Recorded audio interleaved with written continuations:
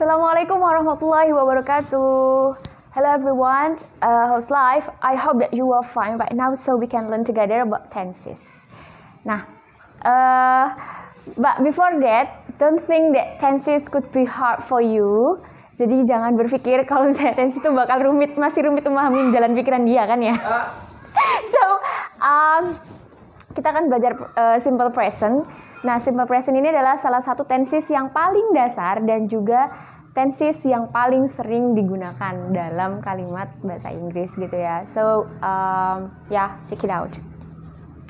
Pertama kita harus memahami dulu fungsi dari simple present. Jadi kayak gini teman-teman. Kalau misalnya di bahasa Indonesia kan kita akan mengetahui ya, maksudnya ada masa sekarang, masa lalu, dan juga masa yang akan datang gitu. Nah, bahasa Inggris juga kayak gitu. Jadi ada present, kemudian ada past, and also future kayak gitu. Nanti kita akan membaginya dalam 3 sesi. Nah, akan tetapi bedanya teman-teman ya. Kalau misalnya di bahasa Indonesia, misalnya ketika masa sekarang, saya bilang saya sedang makan. Kemudian misalnya saya sudah makan ya. Kalau masa lalu saya sudah makan. Masa yang akan datang saya akan makan. Lah, makan dari dari bentuk masa sekarang, kemudian masa yang sudah terjadi dan juga masa yang akan datang itu kan masih tetap. Bedanya kan cuma dikasih sedang, akan, dan sudah. Nah, sedangkan dalam bahasa Inggris itu berbeda gitu loh. Jadi ada beberapa perubahan sehingga we have to know it.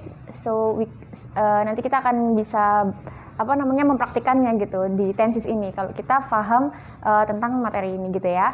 So nanti kita akan pada sesi ini kita akan belajar tentang tenses. Jadi ada simple present pertama, kemudian nanti ada present continuous, kemudian present perfect, dan present perfect continuous. Nah, sekarang kita ke simple present dulu ya. Ini yang paling dasar soalnya. Yang pertama kita ke fungsinya dulu. Jadi fungsi yang pertama adalah general truth atau menyatakan fakta umum. Maksudnya fakta umum adalah fakta yang kebenarannya itu sudah diakui oleh khalayak umum gitu ya. Contohnya the sun rises in the east. Jadi matahari terbit dari timur seperti itu. Itu kan sudah kebenaran umum gitu kan. Lah kalau misalnya matahari terbit dari barat kan nanti jadi kiamat gitu kan.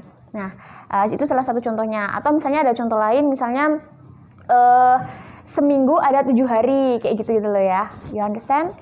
So itu berarti kita pakai